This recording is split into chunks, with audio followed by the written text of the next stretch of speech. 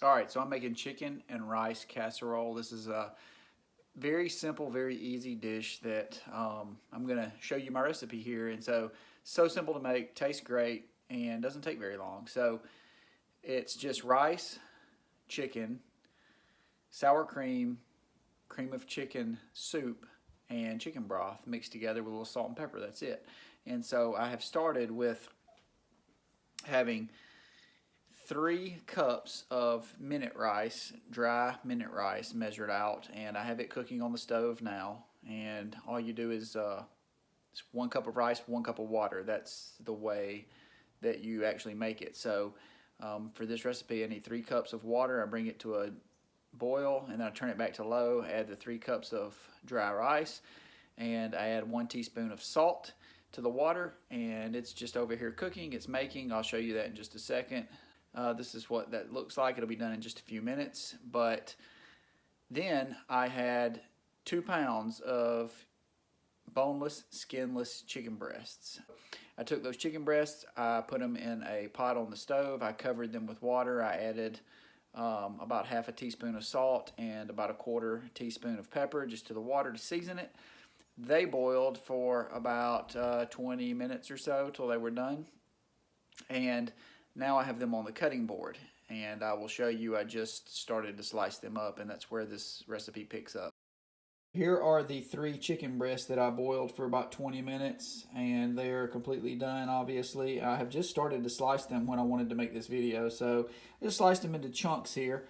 And then I'm taking this knife and I'm just chopping the chunks down into about 1/2 inch cube pieces. That's what will end up going into the recipe. And then I also have my mixing bowl here where we're about to add the wet ingredients.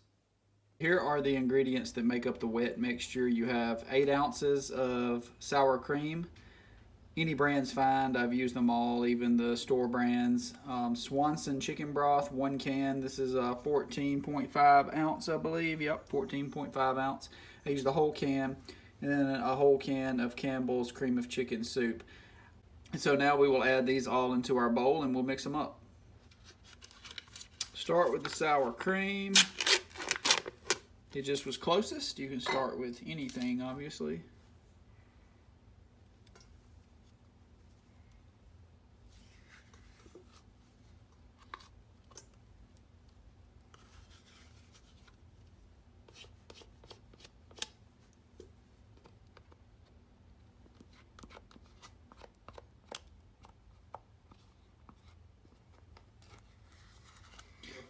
Next, we'll add the Campbell's cream of chicken soup.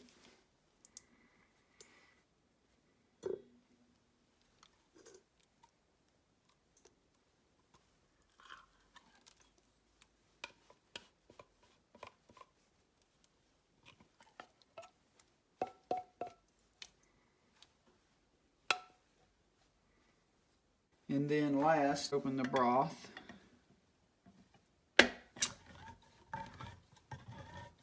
This takes the entire can, so we'll slide our mixture back over and we'll pour the whole can in. Now all you need to do is get out a whisk. It needs to be a whisk. This works really well. And you're just going to start working it, mixing up the ingredients there.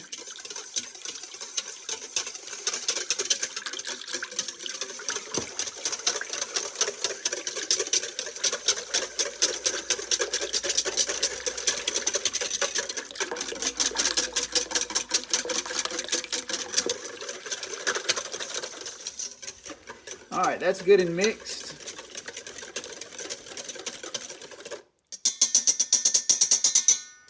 And we'll set the whisk aside. And now we're ready to add our dry ingredients. So we are going to rake in all of the chicken.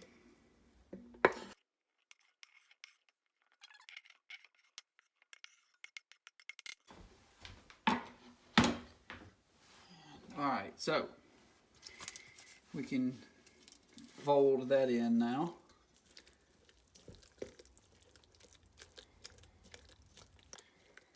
All right. And last, we're going to add the rice.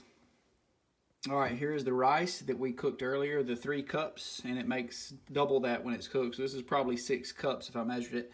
And we are going to try to get that into this wet mixture here. So we will just start raking it right in, right on top.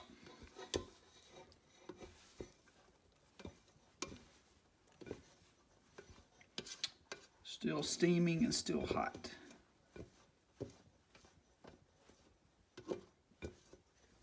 Now I'm just going to use the same tool that I was using here, this little silicone spatula, and just fold this in.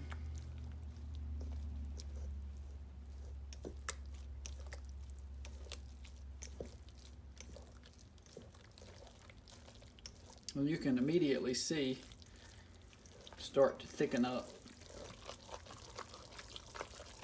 And it'll get to a point finally when where I can stir it.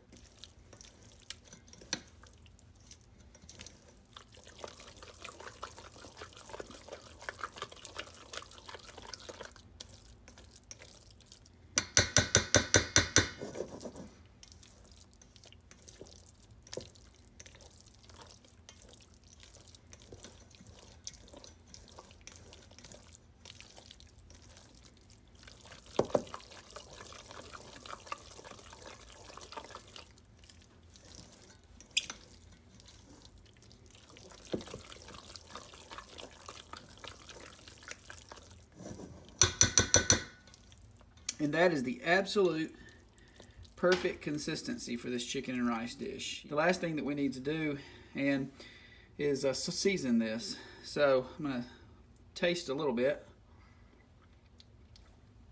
And it's probably going to need about a half a teaspoon of salt and about a quarter teaspoon of pepper. And so that's what we're going to add. But it's always better to under-season than over-season when you start. So I'm going to use the quarter teaspoon measurer, because I can always do 2 of those instead of 1/2 and have too much salt in it. So quarter teaspoon of salt. I like a black pepper taste, so I am going to put the quarter teaspoon of black pepper.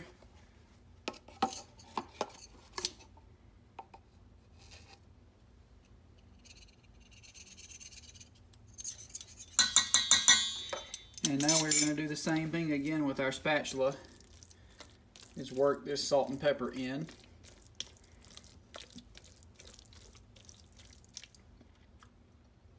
And as I suspected, it needs a little bit more salt. So we're going to grab our quarter teaspoon measurer again.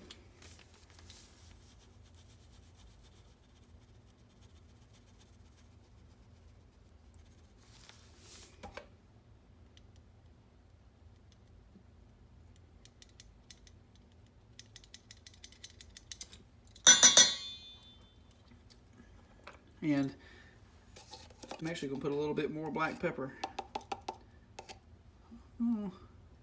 About that much more. It's kind of half of a quarter, so 1/8 of a teaspoon more. I like a black pepper taste when it cooks. You'll taste that.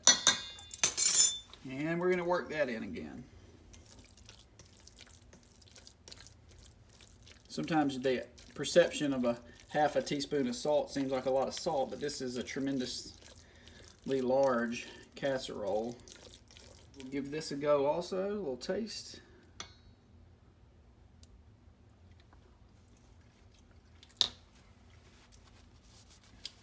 And still needs more salt.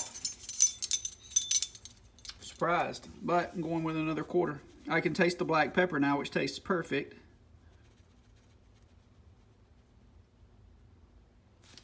But there's another quarter.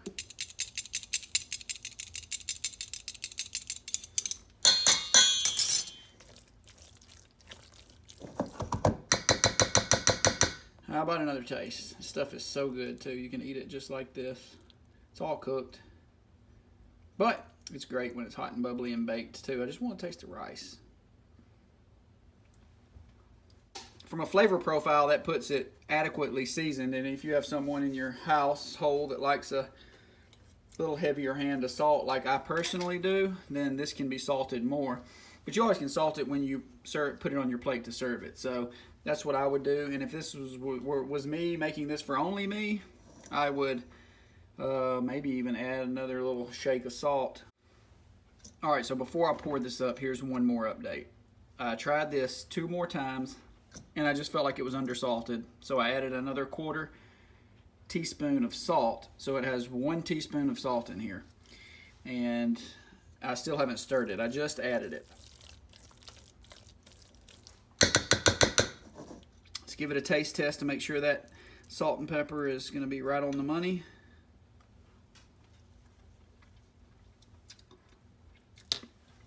Oh, it's perfect. So this is actually ready to put in containers now to either freeze or to bake, so we will do that next.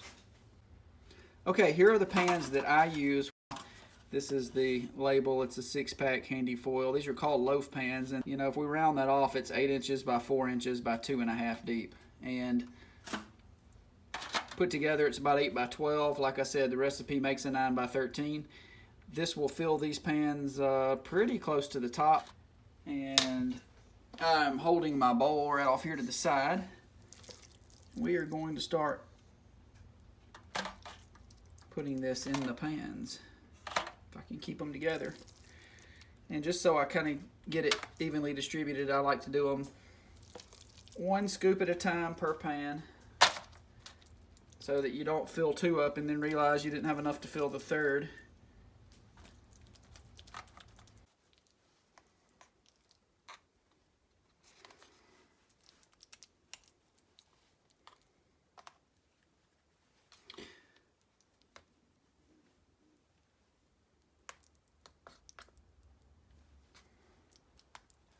All right, there you have it. These 3 are filled up and ready to, I'll foil 2 of these tightly and freeze them and write the date on it and put it in the freezer, because I'll generally cook these within 2 to 4 weeks. I'll eat this every 2 weeks, and so they'll last that long in the freezer with just foil around the top just fine.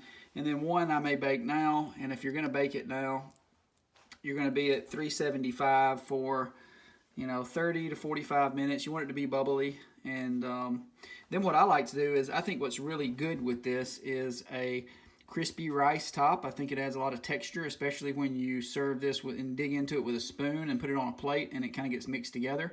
So generally the last 2 or 3 minutes, maybe up to 5 minutes that I'm cooking it, I will turn on the broiler. Because it will generally look like this after it's baked for 45 minutes. It will be kind of a creamish color on top, but I'll turn on the broiler and just high, and I will broil the top and let it start to get light golden brown. I will keep an eye on it. Don't walk away from it. You will burn it, and it will put a nice crispy top on the casserole, and it is absolutely wonderful. This is the finished chicken and rice casserole. It was baked at 375 for 45 minutes and then turned on broil and broiled for approximately 2 minutes, and that'll vary widely depending on your oven, but this is the look that you're going for. Just a nice brown crispy topping that will really give it a nice crunch and texture element with the rest of the casserole. I did want to show you the finished product after I did spoon it into a bowl for me to eat for dinner tonight. You can see here it's very moist. It is the perfect amount of chicken and rice, and I really encourage you to make it, try it, and I know you're going to love it. Okay, there wasn't a lot of me being on screen then, and that's better to keep it that way. You get to watch the cooking, but I would really encourage you to try the recipe. It's wonderful. It goes great with vegetables, like I said. It's kind of just soul food, comfort food. It feels really, really good on an evening or even in the winter time to eat it when it's cold outside, and this comes out of the oven and it's kind of piping hot. It just fills you up. It's wonderful. So I would encourage you to give it a try. If you like it, leave me some comments below. Let me know what you thought of it. Let me know what you think I could do to improve it. Let me know if you added anything to it. And if you didn't like it, tell me that too. But until next time, hope you enjoy it. We'll see you in the kitchen. Bon appetit.